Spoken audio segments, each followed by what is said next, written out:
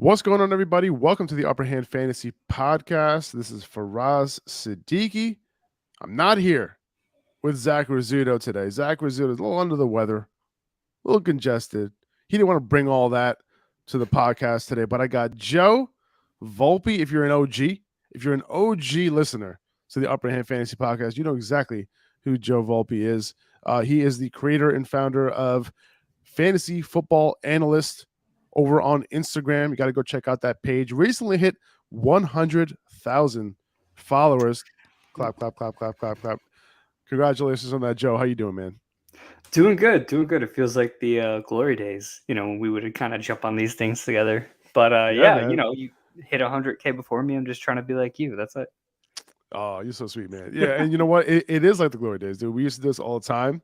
And, I'm glad that, I'm not going to say I'm glad that Zach got sick, but when he told me he wasn't feeling okay, I was just like, you know what? It's fine. It's fine. I got a guy who can come on and help me out over here. All right. So glad you can make it, man. So in this episode, we are going to go over we're going to go over some news. We're going to go over the game last night, Thursday Night Football, and then we're going to go over our my wide receiver rankings and my tight end rankings, and Joe's going to fight me on all of it. That's basically how we're going to do this. Couple pieces of news, and Joe, just remind me of anything if I'm missing anything. I just went over it a little bit, but I think the most important thing that a lot of people are wondering about is Josh Allen. Right, going into this weekend, he is scheduled to practice today. No guarantee that he plays this weekend. It sounds like they're still trying to figure out what he's capable of, with that elbow.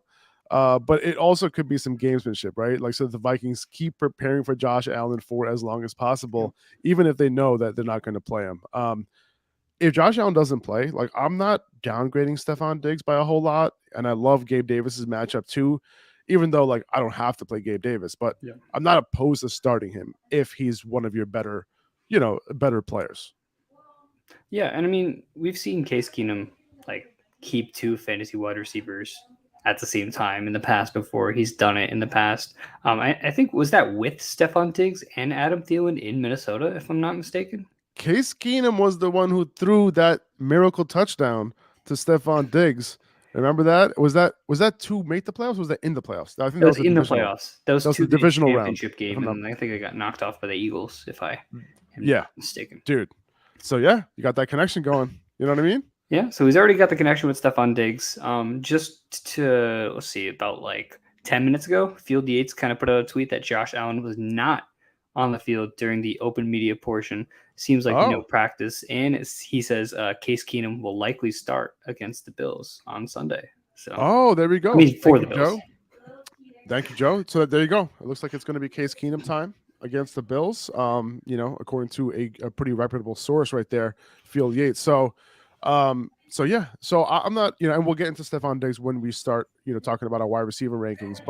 But yeah, I have Gabe Davis also in my top 30, obviously lower in the top 30 this week because the matchup is just oh so sweet on that left side against Minnesota. We've been picking against Minnesota all year long when it comes to wide receivers. But okay, it looks like Josh Allen might not play this week. So if you listen, man, Josh Allen did so much for you this year. If he misses a game, it's all right. All right. Try to figure it out. Jonathan Taylor, he practiced in full on Thursday. Looks like he'll be good to go this week. I have him ranked as an RB2. He's not in my RB1 ranks. There's so many good running backs this year, kind of like making their way up into the top 10, top 12. But I'm firing him up, as an RB2. Don't feel amazing about it, but the Patriots were a pretty tough matchup overall for that, for Sam Ehlinger and that offense last week. I think against the Raiders, it could be a little bit better.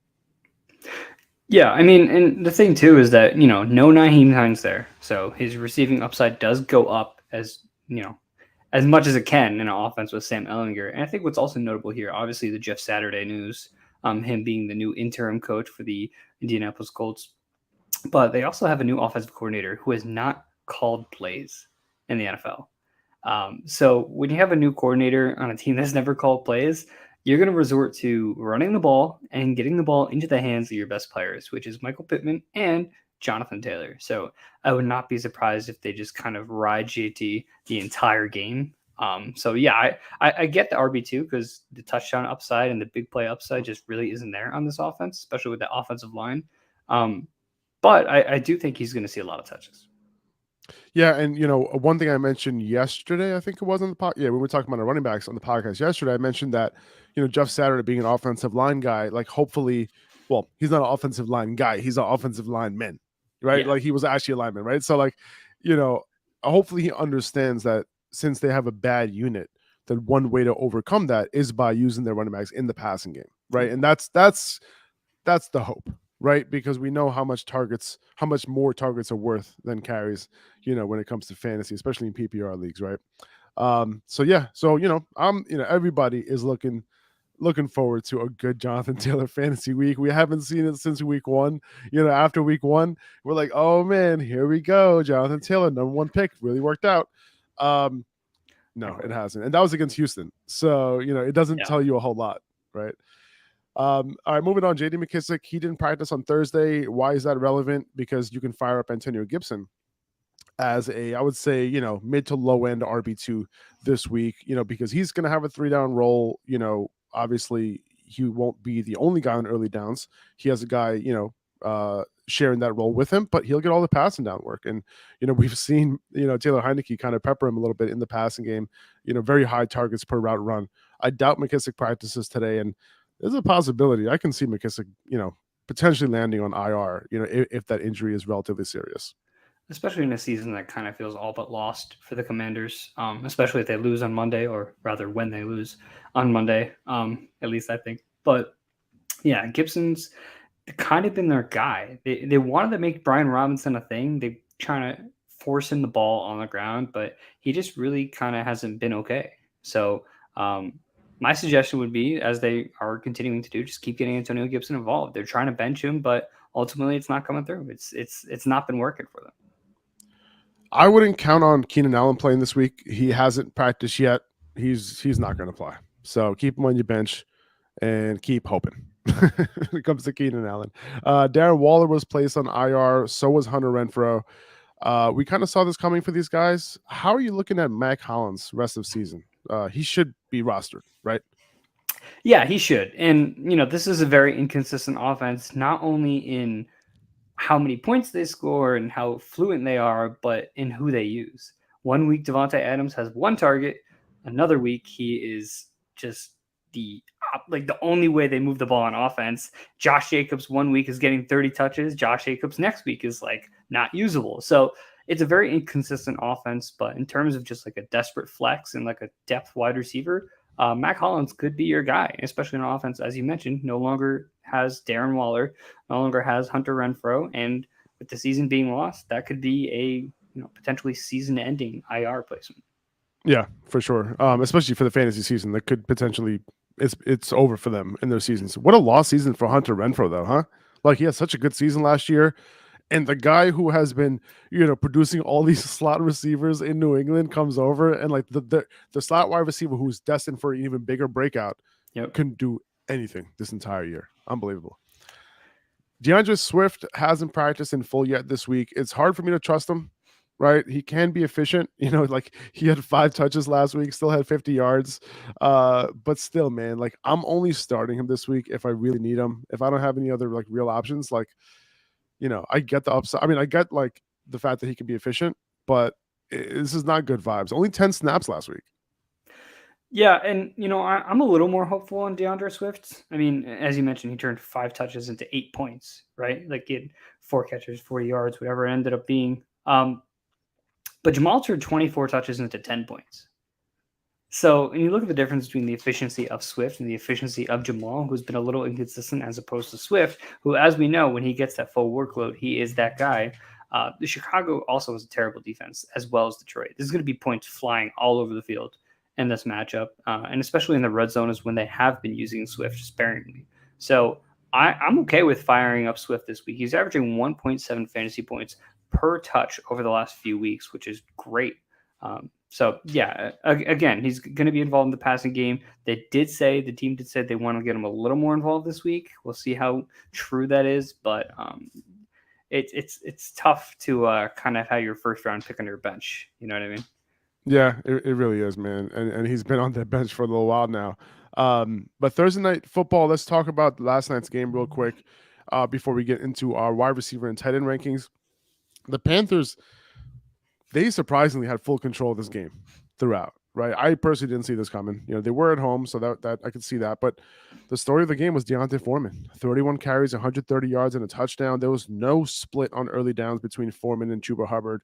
Raheem Blackshear ended up, with more carries than Chuba, maybe because he's coming off the ankle injury, but he did have a couple full practices right this week. But Chuba, he was the passing down back, but there was literally no need for that in this game. They didn't have any 2-minute situations or anything like that.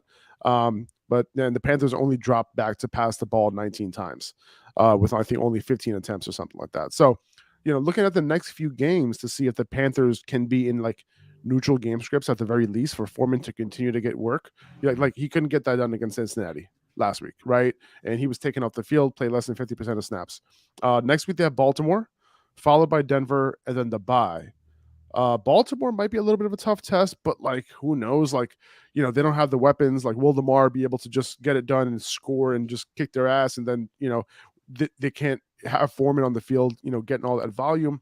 I think Denver can definitely be a game where Foreman can get going, right? Because they're not good against the run and their offense sucks. So he can definitely, that game can stay close or they can go up potentially. I don't know if they go up, but at least the game can stay close and he can continue to rack up carries. So, I was talking about selling, Diontae Foreman, before last week. And, now looking forward, are you looking to keep Diontae Foreman for the rest of the year, as a potential RB2? Or are you looking to package him up and try to upgrade? It's always going to be dependent on what everybody else is kind of willing to offer for him, because I tried to sell Diontae Foreman and, he was looked at by a lot of people in my leagues of just like, like he had a good week. I don't think he's really legit. How about now, though? How about now? Like 3 out of 4 games, right? Yeah. With some big fantasy weeks. Yeah, I mean, now that's what I'm saying too. Of like now it's going to be a lot easier to kind of add him to those trades and say like, hey, I'll package him with a guy like Jacoby Myers. Give me like a player I can start every single week. Like that's something you should easily be able to do after this week. But yeah, the rest of the season, I don't know, because PJ Walker 1 week looks great. PJ Walker next week looks awful, and that could easily happen multiple times during the rest of the season. And they don't play Atlanta anymore, which again was like that golden game for Foreman when he had 2 of those pop-off games, and those games are over. So I would lean more towards selling, package him with a good enough wide receiver or another running back if you can, upgrade to a guy who you feel comfortable starting every single week, and that would be my suggestion at least. Yeah, and maybe you get a running back who already passes by. Also, right? Because he has that bye coming up in 2 weeks, and you can get an extra game out of it, right? That could be an option. Something to think about. So let's see, and then just if you're wondering what his playoff schedule is like, or at least after the bye. So it's week 10, week 11, week 12, week 13. Seattle. That's a little bit of a tough one, right? Seattle can go up in that game, right? Followed by Pittsburgh, Detroit, Tampa, New Orleans. There might be a handful of games where Carolina can stay in it, but there are some games where he can rack up some volume. Some games he can't. So if you want a little bit more of a stable running back, you might want to, look elsewhere. Someone who's maybe more involved in the pass game.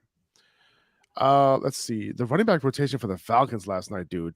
What a mess. Cordell Patterson, 5 carries. Tyler Algier, 8 carries. Caleb Huntley, 5 carries. Avery Williams, 4 carries. Like, what the hell was going on there? Maybe it was a short week trying to keep guys fresh. I don't know, man. Like, but it seems to me like you're just not letting anyone get into any sort of rhythm. Yeah, and I think what's really interesting too is they had Patterson on kick returns, and it's not something he's done all season because of the fact of how involved he is as the runner. He did say, I think he is 1 away from the record as far as kick returns, so I'm sure that plays a part. It does, yeah. But it would be interesting to see going forward if Patterson kind of becomes a committee running back. It seems like Algier kind of gets the nod on the ground. Man, it's messy. It really defined the rotation when they had that last drive to try to win, and the running back in was Avery Williams. Yeah. I'm just like, you haven't used this guy all game, and now on the most important drive of the game, he's like starting running back. Like, I don't get it. I mean, we've seen Patterson, have those big runs this year. Like even last game, like he wasn't 100%. He had that big run, and Tyler Algier also had that big run. Like, what are you doing with Avery Williams on the field? Like, it didn't make any sense. And then Algier and Avery Williams split 2-minute snaps down the middle. And they, it was like Algier in the first half, and then Avery Williams when you're trying to win the game. I don't get it. Anyway, moving on. Terrace Marshall, he led the Panthers receivers on one catch for 43 yards. The passing offense is brutal right now in Carolina. But they didn't really need to pass in this game. So what are you going to do? DJ Moore, 6 targets, and accounted for 38% target share. Take that for what you want. We had a Laviska Shenault sighting. And by the way, he is now playing ahead of Shi Smith, something worth noting.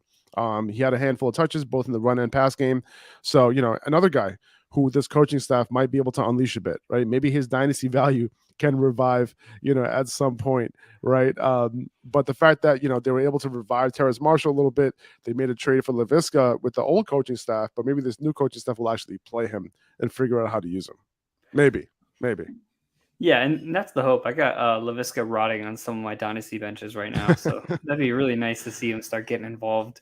He did also have, I think it was like a drop or two on a screen. He had a really bad drop in the later half of the game. So, you win one, you lose one. But ultimately, I mean, Terrace Marshall, again, like you said, great to see him getting involved. DJ Moore actually left the game to be checked for a concussion at some point as well. And then he was let back into the game later on. So, kind of speaks to 38% target share, potentially being even higher if he did stay on the field for the entire game. A little piece of news coming in. Jerry Jones, the boss, is expecting Ezekiel Elliott to play. Jerry Jones will let the coaching staff know exactly how many touches to give Zeke Elliott. And we'll see how that goes.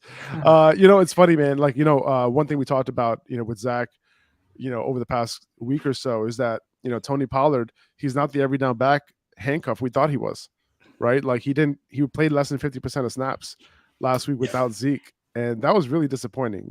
He obviously got it done, right? 3 touchdowns, right? 2 weeks ago before the bye.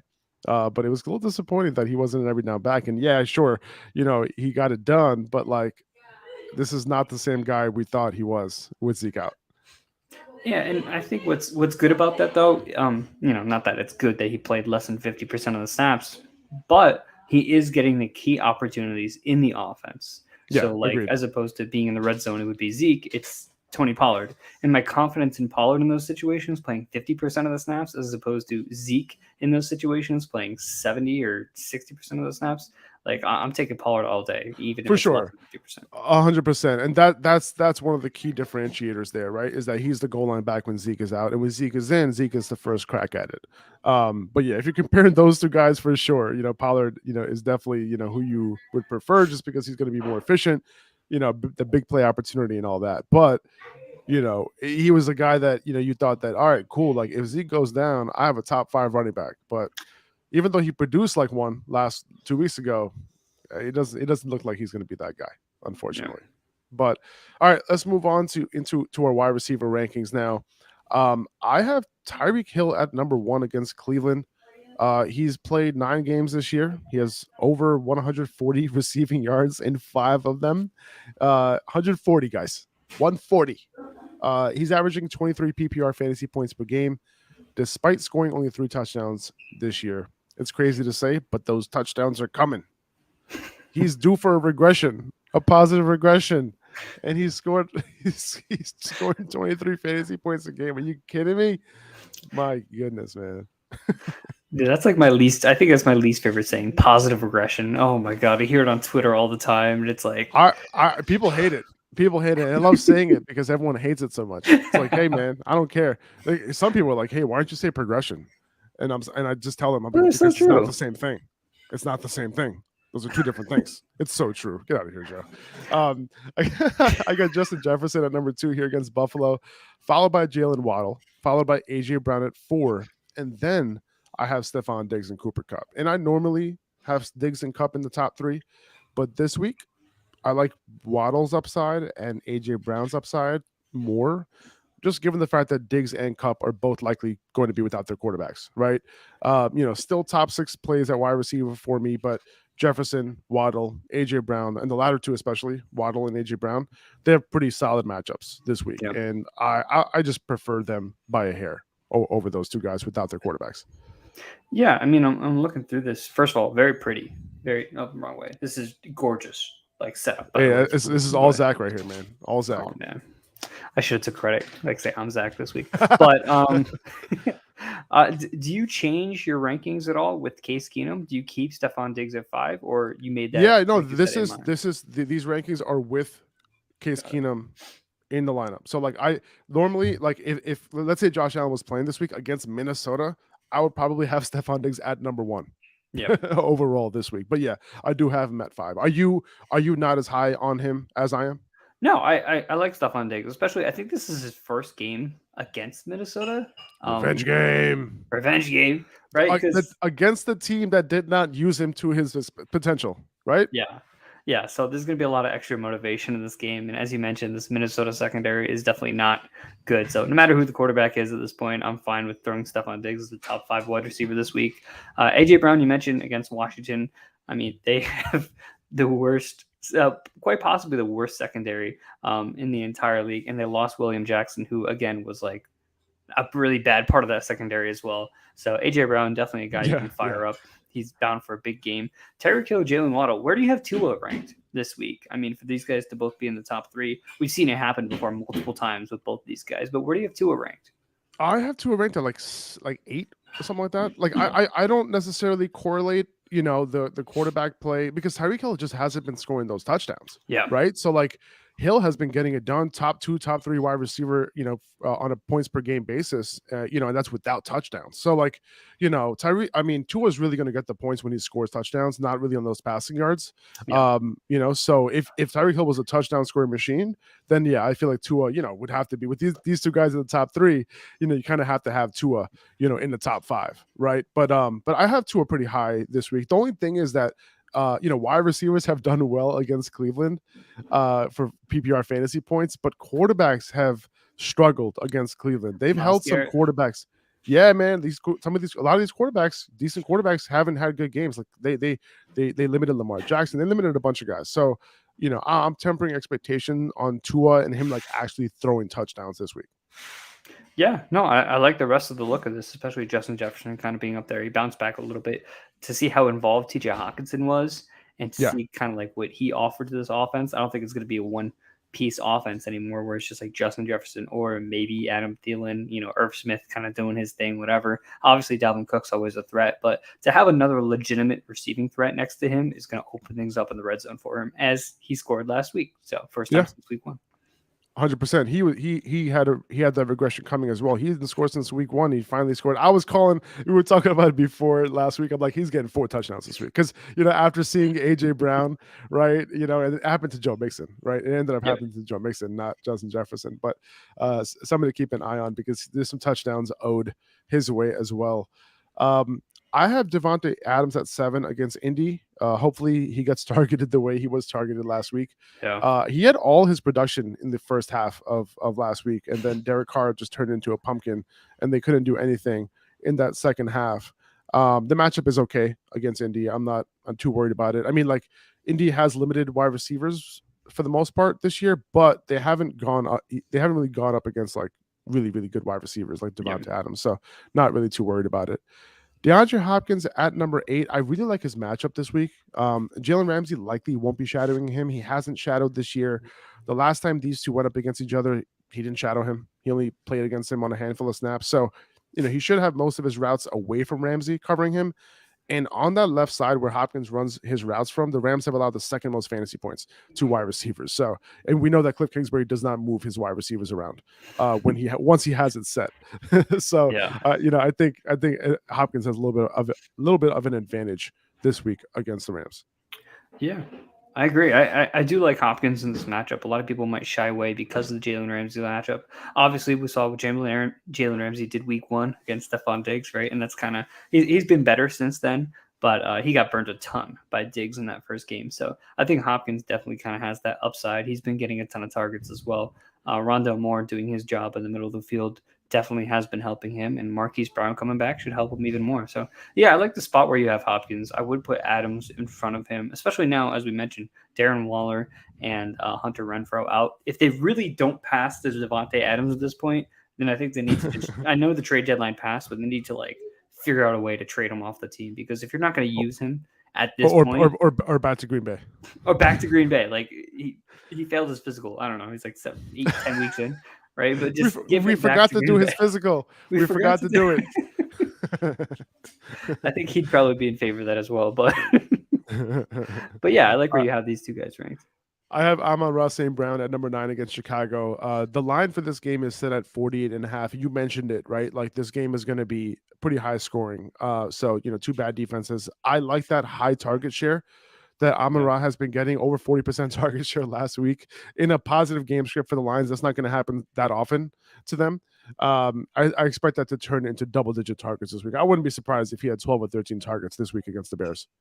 Yeah, and he's kind of been without that big 30 points per game that he's had, or at least what we're used to having with Amon-Ra St. Brown. I mean, going to this season, especially in the early parts of the season, he was like a 10, 15 target kind of guy, like over 100 yards, touchdown. Like we just haven't seen that in a while. And I think it's part of the reason that offense is stagnant. In the first 3 or 4 weeks, the Lions were averaging 35 points per game and have kind of fallen off a cliff since that point as far as being able to score those kind of points. So against the Bears, a team that lost Roquan Smith, that traded away Robert Quinn, and clearly has nothing going on the defensive side anymore. Very much a matchup that Amon-Ra can exploit.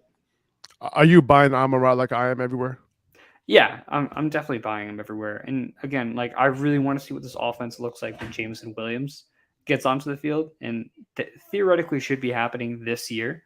We'll see if that stays true considering their record, and they might just say all right, let's not force him out there, have him re-injured, and then not have him for the following year. So I do want to see how good this offense can be when you have an established deep threat, or hopefully to be established deep threat like Jameson Williams. But yeah, going forward, I do like Amon-Ra St. Brown, especially with Hockenson gone. Mike Evans at 10 against Seattle. Not the best matchup in the world, No. but they have let up a little bit on that left side where Mike Evans runs most of his routes from. They over the last 4 weeks, they've given up the 4th most fantasy points to wide receivers. So, Evans has a shot to come through for you this week after seeing double-digit targets each of the last 3 weeks. So he can potentially come through this week. Yeah, and I think it's encouraging as well that he's still getting the targets after a lot of dropped long touchdown passes. If you've seen any of the Tampa games recently, yep. I'm sure Brady's not been happy about that, but the targets are still coming. So definitely a very startable matchup for Evans. Tyler Lockett at 11 against Tampa. I really like Lockett this week. He runs all of his routes from the right side and the slot, and Tampa has been terrible against wide receivers from those 2 particular spots. I do like his matchup a lot better than Metcalf's this week, who I have at 14 here, just a few spots below. Let me ask you a question. Rest of the season, who would you rather have, Tyler Lockett or DK Metcalf? I'm still taking DK Metcalf because I feel like as he gets healthier and he's still got that upside of he can take any score for a touchdown. I don't know if you saw our good friend Akash made a tweet. I did see that. I knew you were exactly. going to. Yep. I knew what you were going to bring up. Go ahead. Explain it. Button. Yeah, he hits the A button on every catch you get, which if you play Madden, I guess on Xbox, the A button is it's like a possession catch. So the receiver will catch it and go down, or just overcompensate to make sure they catch the ball and do nothing after the catch. That's kind of who Tyler Lockett has been. And there was a nice little clip. I think it got reposted on SportsCenter or something. But there was a lot of different clips of Tyler Lockett catching it and just going down when there's no one around him, and just catching it, going left and right, and then just going to the ground.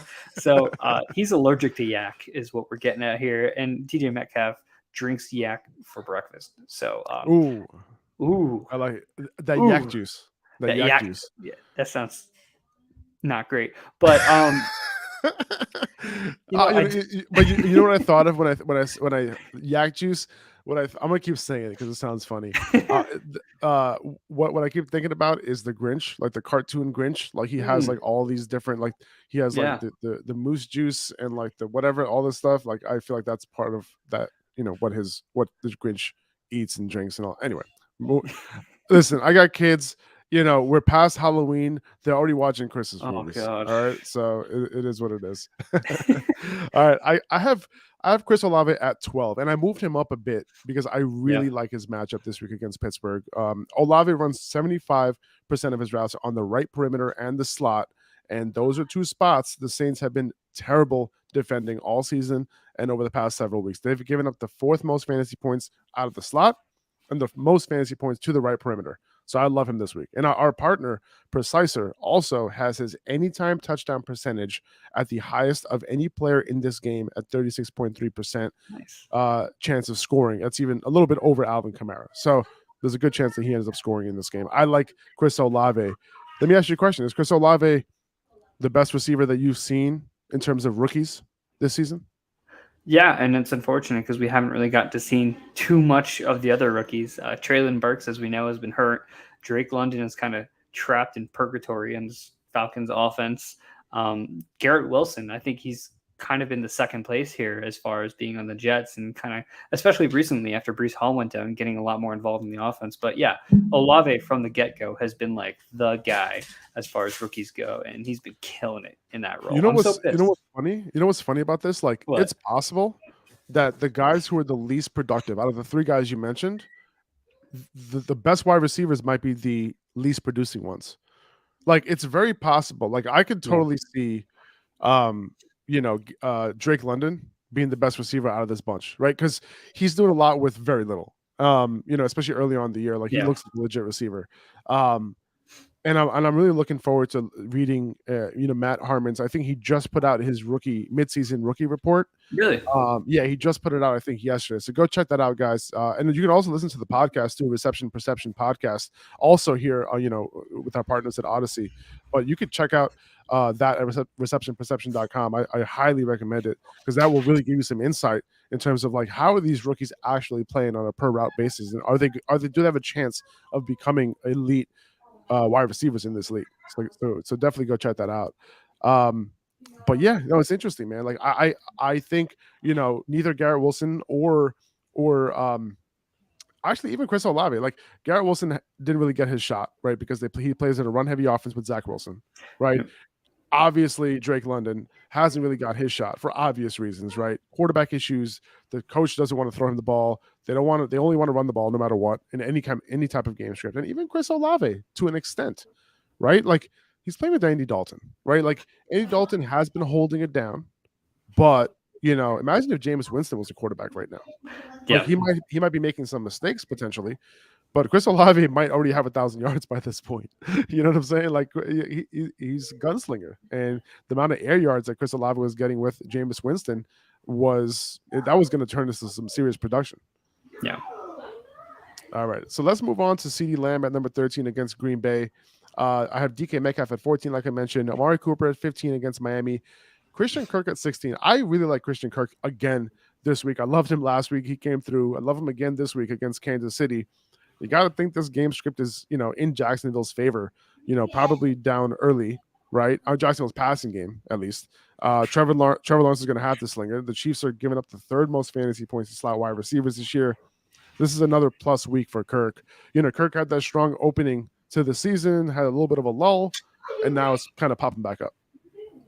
Yeah, definitely. And it's good to see, too, because it looked like they were kind of pivoting more towards Evan Ingram and kind of like Zay Jones even at some points.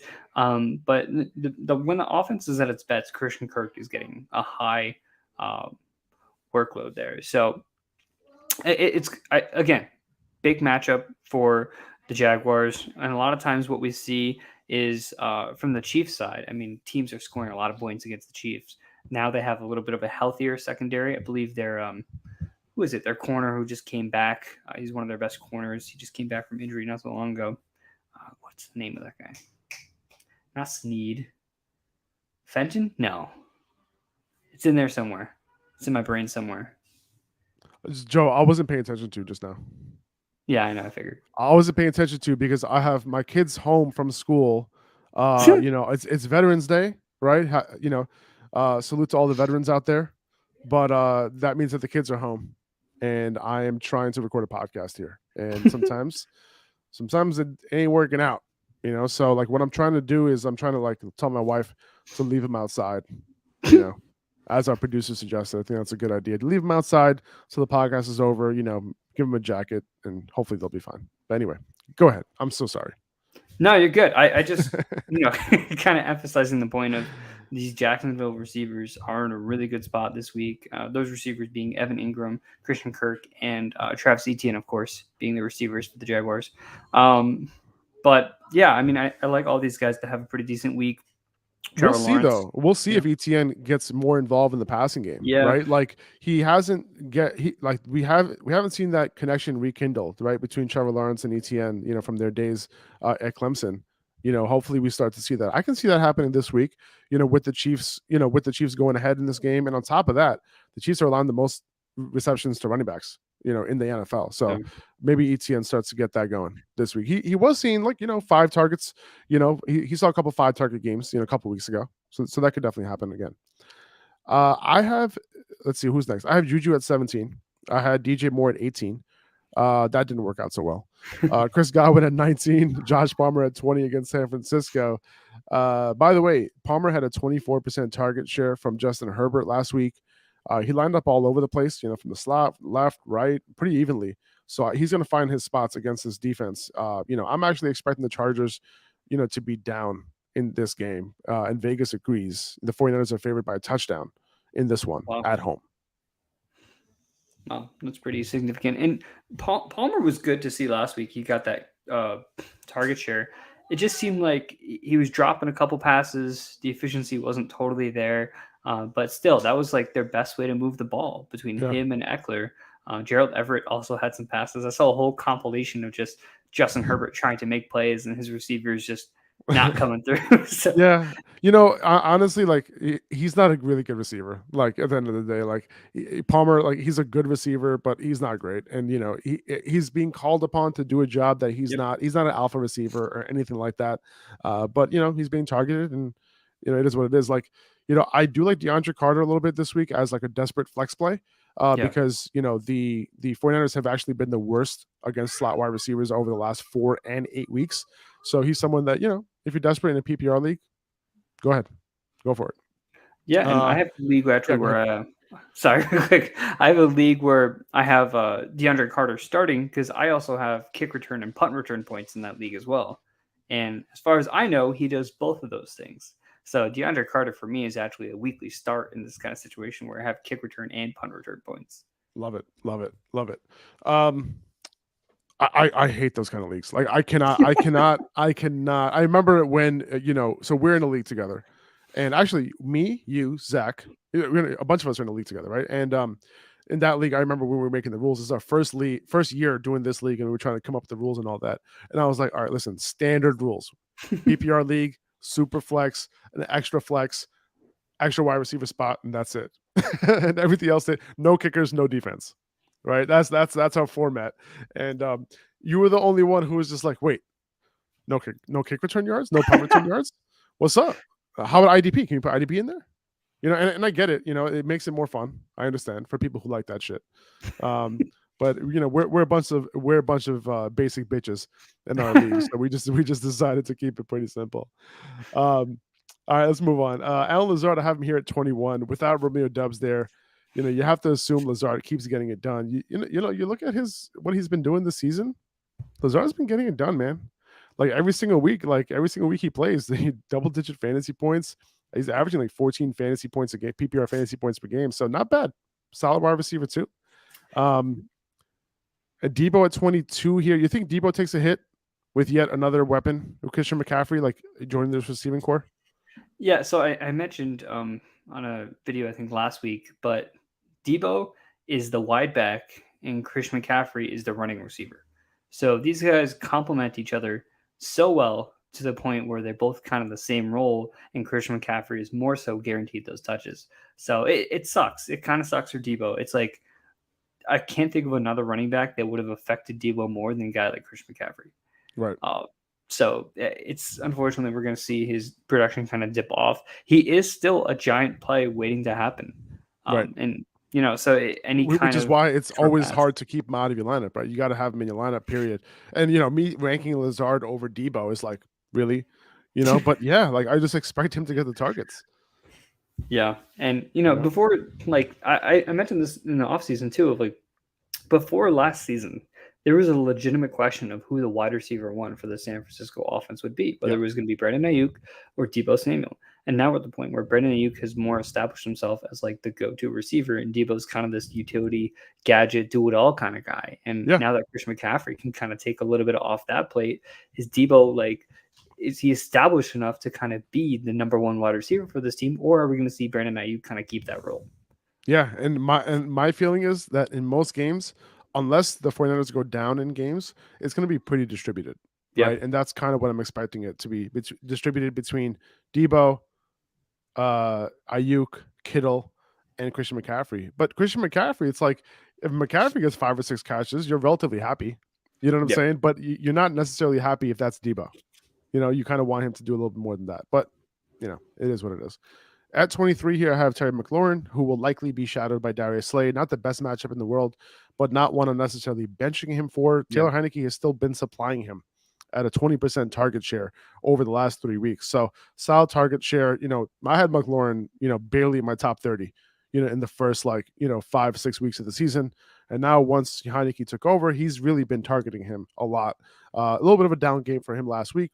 Tough matchup this week as well. Like I wouldn't be surprised if he puts up a dud this week. However, with that type of target share, like I'm most likely starting him. Yeah, and Taylor Heineke has been the best thing for Terry McLaurin since sliced bread. I mean, Carson Wentz not getting it done. I don't think we're going to see Sam Howell this year, but I don't want to know how that would go. I'd rather just ride it out with Taylor Heineke because, historically, it's been the best thing for Terry McLaurin. Brandon Ayuk at 24. We just mentioned him against the Chargers. You can tell me if that's too high or not. But Darnell Mooney at 25 against Detroit. I like him this week in what should be a high-scoring game. Like, you know, it's crazy, man. Like, with Justin Fields and this offense coming on, like, is Mooney going to start having a serious fantasy impact, like in this stretch run? I mean, it's tough to say. Fields did have 3 passing touchdowns last week, but when you look at where a majority of Fields' points have come because he's been so successful lately, it's been on the ground. It's been him running the ball. So I can't really correlate the success Fields has had for fantasy to beneficial for those wide receivers and tight ends. Like, yes, Cole Kmet had his game last week. Darnell Mooney's been pretty consistent over the last 2 weeks, but I don't think this really sends him, to a high point, especially this week against the Lions. I think they're going to use David Montgomery a lot more too. I don't think they're going to try to stress, like Fields is going to do his thing on the ground, but Monty and Khalil Herbert, even as you know, has the chance to take any run for 70 yards at any point. So I think we're going to see a little more involvement from the running backs this week. Yeah, no, I hear that. And you know, one thing that I was looking at, you know, when it comes to Justin Fields is that his dropbacks, the number of dropbacks that he's had has gone up. You know, opposed to, you know, pass attempts and that sort of thing. And these guys are running more routes. So I'm looking at it right now. It's just something that I wanted to just look at, you know, while you were just talking. You know, since week 6, I'm going to look at to see who had the most dropbacks in the NFL. What are we going to week 10, right? So let's say last 4 weeks. Let's see. We are looking at, so Justin Fields has the 10th most dropbacks in the NFL among quarterbacks over the last 4 weeks. You know, which means that they have significantly increased the percentage of pass plays, right? And now with Chase Claypool coming in now, you know, I can imagine that kind of staying stable, right? Where they're putting more on Justin Fields' shoulder, whether that's throwing the ball, scrambling, whatever the case may be, but he is dropping back. So I think Darnell Mooney is going to have some more opportunities moving forward. And between him and Chase Claypool, I do like Mooney better as a better wide receiver. Claypool did get targeted at a high rate on a per route basis last week. We'll see what happens when he has a full-time role moving forward. But yeah, like I was really low on Mooney, you know, obviously over the last several weeks, you know, coming into, I would say last week. But now I feel like, you know, you can actually start him. And for me to have him in the top 25, I don't think I think Zach might have had to create the Darnell Mooney graphic logo here for the first time this season. I'm not sure. But yeah, this is the first time we're like talking about him on this podcast, like in these rankings.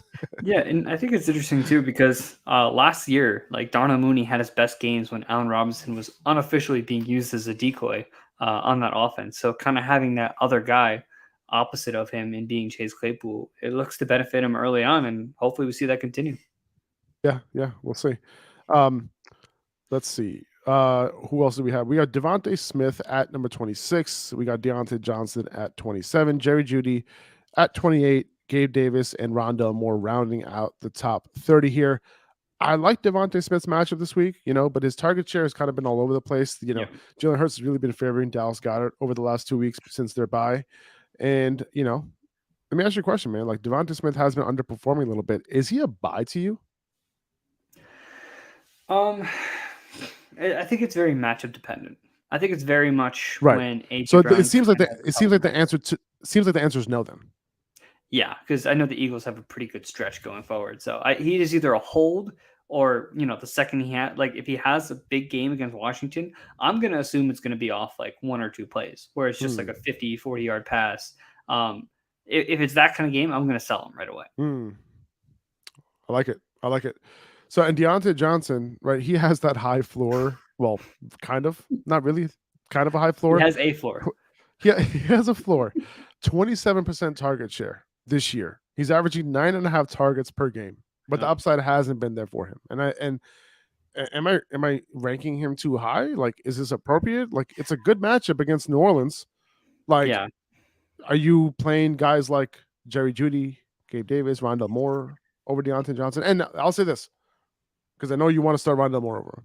I have a feeling you do. But Rondell Moore also has a tough matchup, a little bit of a tough matchup. But I'm curious to hear your thoughts. Please, go ahead.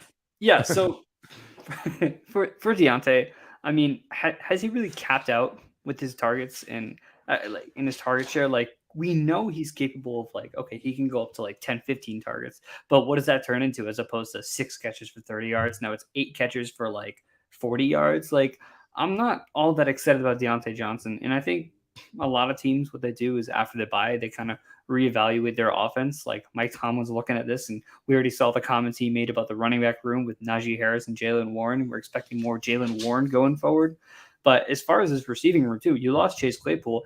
I think this is the perfect opportunity to kind of get George Pickens more involved into this offense. I think Diontae is going to kind of cap out to the point where he's going to get 10, 11, 12 targets each week. But George Pickens is going to see that increase. So, I do like Diontae Johnson because, again, you want a receiver who's getting 12 targets. If you told me a receiver was going to have 12 targets, it'd be hard to keep them out of my top 30 because of what they can do with that. But because of how inefficient this offense is and how inefficient he is with his touches, I think that's an appropriate spot. I might even put Jerry Jeudy, I'd probably put Jerry Jeudy over him at least.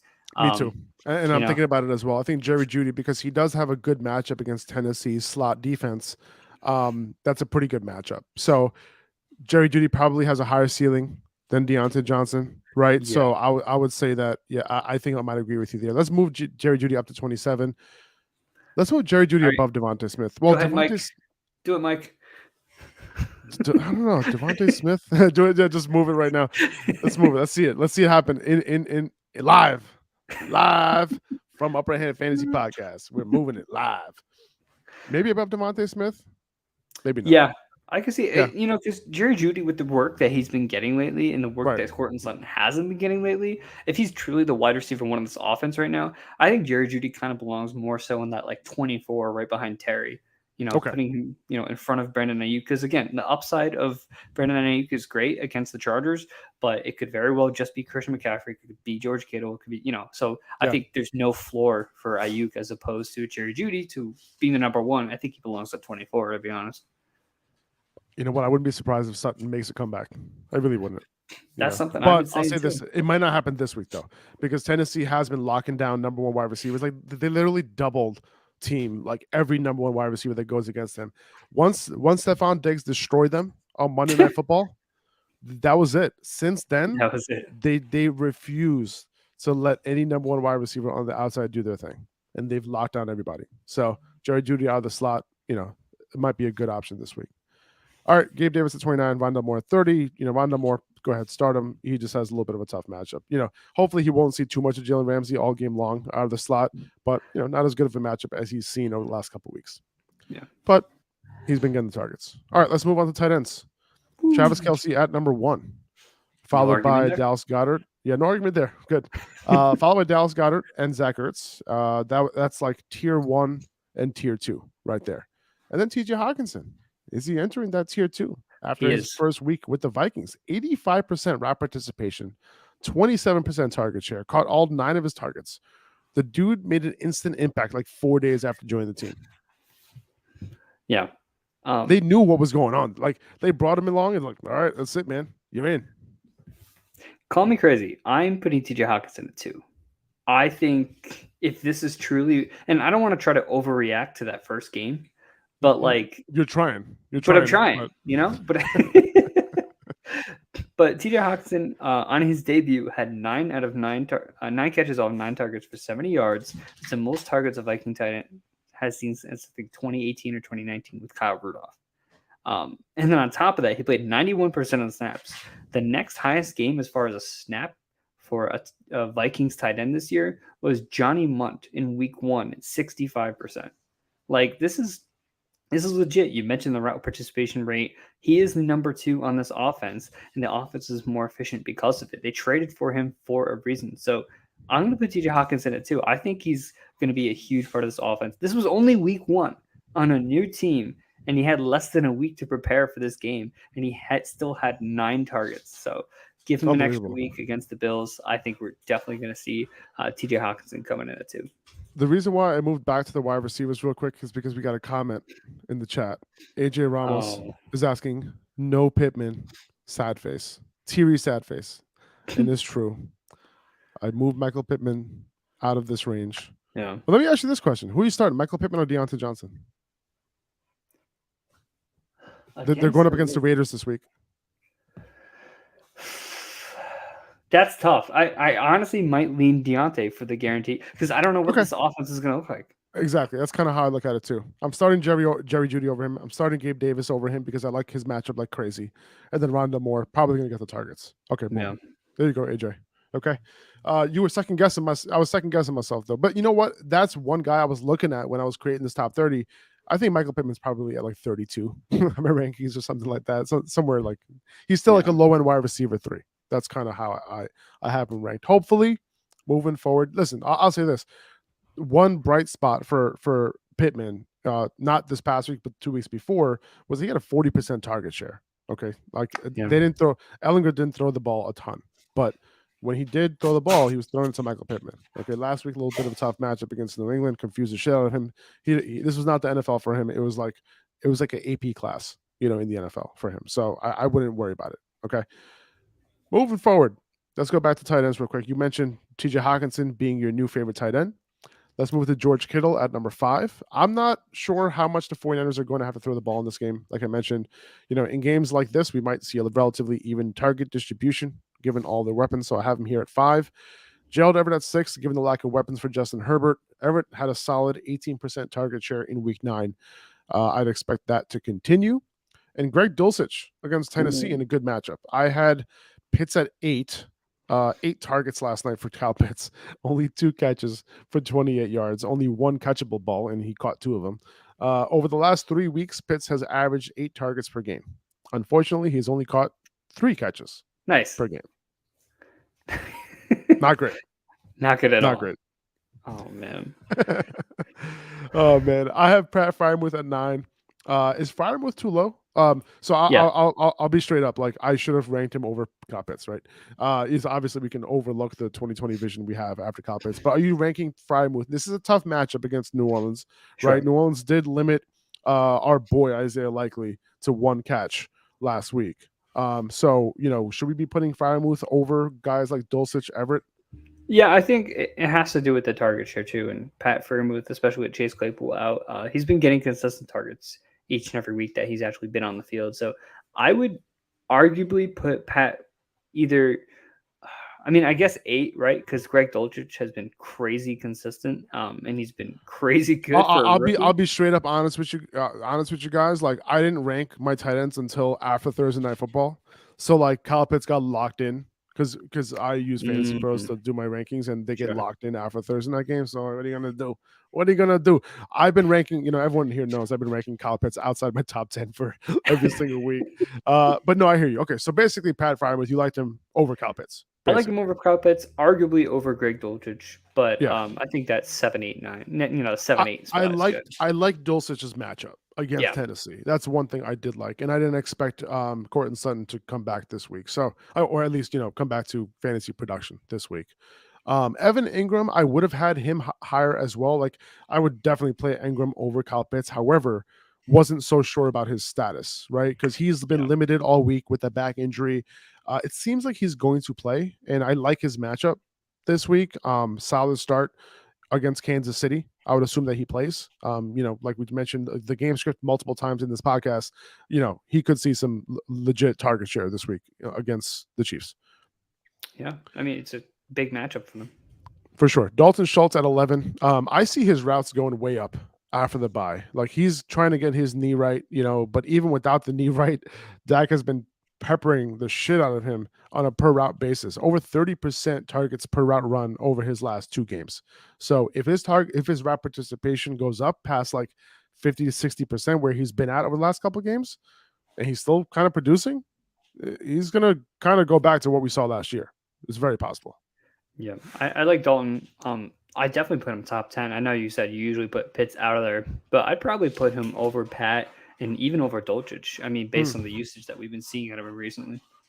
I would as well, but I have to see the route participation go up first, right? That's the only thing with him. Like I want to see the route participation go up, past like 75% or 70% at least. It just hasn't crossed 60% yet, and I'm assuming that does go up, because they just had the bye. Hopefully, his knee is doing all right now. Yeah. I have Cole Kmet at 12 here. This is the highest I've had Cole Kmet, I think, outside of maybe week 1. Right, week 1, everyone was high on Cole Kmet. I had him in my top 12 maybe, but in a high scoring game, 3 touchdowns in his last 2 games, so I can see him potentially doing his thing this week. At this point, you're now just shooting darts.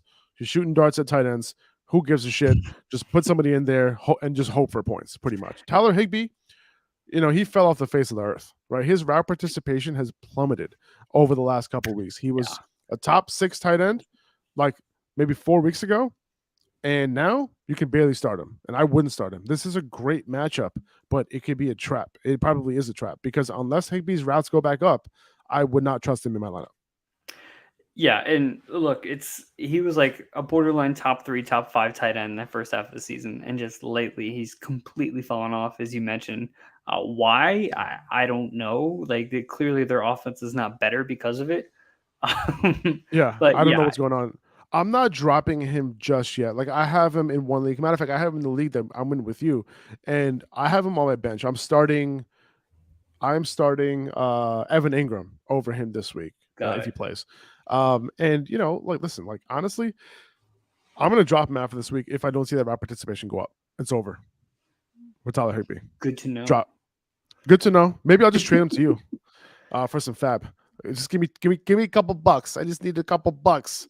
I got Cameron Bray here at number 14. He's practicing in full, by the way. So if you were planning on playing Cade Otton, think again. I do have Cade Otton at 16 because I feel like this might be a 50-50 split.